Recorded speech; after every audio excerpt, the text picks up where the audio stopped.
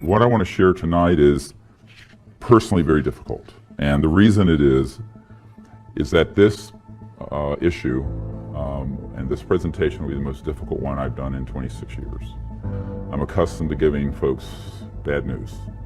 So this is very, very bad news. And I'm not saying that to be at all melodramatic. I'm telling you what the truth is. And the only reason I'm doing this is that there have been information coming in, pinging my system, indicating that we're getting closer to the hoaxing of events to stampede the world into something that would make them look like a picnic.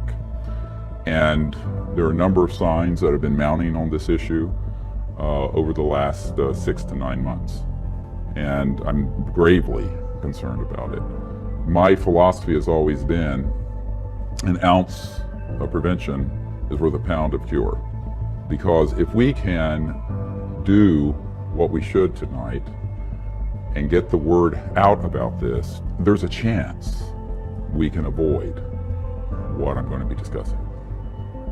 So it's a bit like if you were to tell someone they have some signs for a massive heart attack and it's imminent, and you can do some things right now, prevent it. You can ignore it and have it and have a code blue where the heart stops and you have to be resuscitated. My goal here, using that medical analogy a little further, is to avoid the attack. And in this case, it would not be a medical emergency. It would be a national security and global emergency orchestrated by people who have been planning this since the 1950s. So what I'm going to be discussing is what in the parlance of the Pentagon, CIA, counterintelligence programs is known as a false INW, or a deceptive INW, or indication and warning. And some years ago, I had a meeting with the head of the Defense Intelligence Agency and General Patrick Hughes, and the focus of that briefing, which was quite extensive, was to give him information so that he would not be deceived in the event of a false or deceptive INW, indication and warning. And so you have people who often, you would think, who would have knowledge of these issues, and it turns out they do not. And then there are other people who should have nothing to do with something this sensitive, who are running the projects outside constitutional oversight of the president, the Congress, and their appointees, and of we, the people, most importantly. I want to be really clear that when this I'm sharing is, I would not do it if I didn't think it could be avoided. I would just keep my mouth shut and retire. I think we can avert this. I think that we can avoid the heart attack, as it were, using the analogy I used earlier. And that's why I'm standing here before you. Otherwise, I would have given up on this in 1994 when I first learned of all of these issues. I have a gentleman who was the third highest ranking man at the Naval Research Labs, who prior to in the Vice President's office saw all the plans prior to it occurring. He's deceased, since I'm talking about it now. I did not talk about it for years.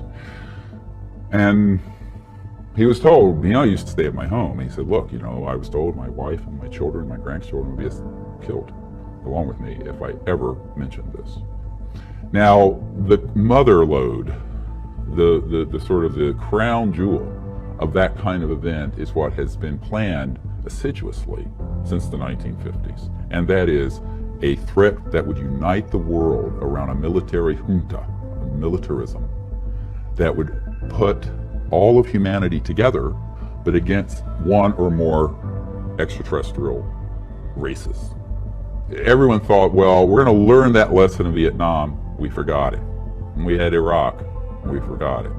So they let a certain amount of time goes by, the population becomes complacent, we have a very short-term memory on such things, and then they move another one forward. Now that plan, which they came up with in the 1950s, has been very carefully rolled out. And I was asked today by a gentleman I was meeting with, he says, when do you think they might do this? I say they began in 1950 something. It's already happened. It's already happened. The false flag has already happened. Now, not the crescendo moment, not the final act, all right? But acts 1, 2, 3, 4, 5, 6, 7, 8, 9, whatever, have already transpired. What do I mean by that? What I mean is, these operations figured out that the psychological warfare value of this subject was such that they could set up events that are completely hoaxed, beginning in the 50s and 60s, that would convince people that those events were of extraterrestrial origin, alien, when they were not. And so blur the lines between the actual ET activity and the human stagecraft, as it's called, that most people, including people at the White House, wouldn't know the difference. The problem is certainly not UFO subculture, and certainly not the media.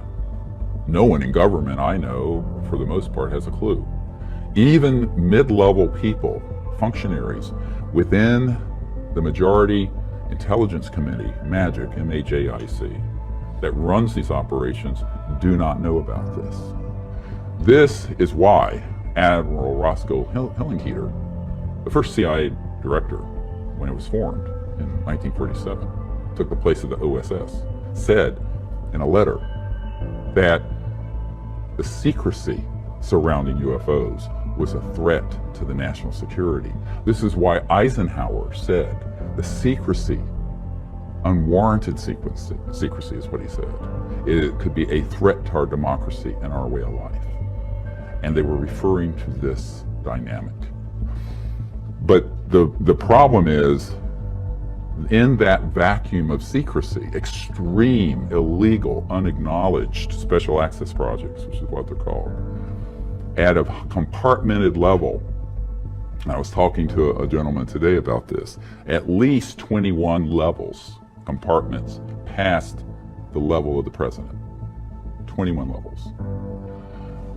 That you have a permanent infrastructure that has evolved or spun off from the legitimate government, but that is embedded within the corporate sector, the intelligence community, and the military sector, that is run amok viciously of our liberties and our freedoms. And we'll get into this also. This gets into some issues that are going to make me very unpopular with some folks. I don't care. I mean, we don't have time for that. I don't care if you like me, love me, hate me. People got to know the truth on this. I've been told that me, my wife, my children, and my grandchildren would all be killed. He says, I'm not going to talk about it. And back when we were doing these briefings for Congress, and in fact even before then, the Asilomar gathering in 1995, we reached out to Neil Armstrong, because I knew from contacts and family that when we landed on the moon, we weren't alone. There were two people who've been on my team for many years who were good friends of his family. And so we reached out to him and invited him to come to those events, and he politely declined and told us that it was made very clear to him and the other Apollo astronauts who witnessed this first event, where when we landed at the crater on the moon, the rim at the top of the crater was, quote, crowded with UFOs, the craft that were up there, multiple of them, and that these were filmed. I know people personally who've seen that film, and that's why the film footage that came back to the Earth, we did go to the moon, but some of the footage, it doesn't make sense because the flag is moving. Now the reason for that, and this is where people say we didn't go to the moon, it was all hoax and filmed in a basement up in New York. The truth is we went, but during the lunar orbiter, going back before the Apollo mission, we actually were circling the Earth taking the first early digital photographs. And as you know from the testimony of Disclosure Project witness Carl Wolf, there were structures on the moon that were artificial. Some were newer and some were very ancient. And so they knew the covert programs, and these images were being downloaded to out here at Langley, not the CIA headquarters, Langley Air Force Base, to a compartmented operation run by the National Security Agency that was then sequestered away from the other NASA scientists.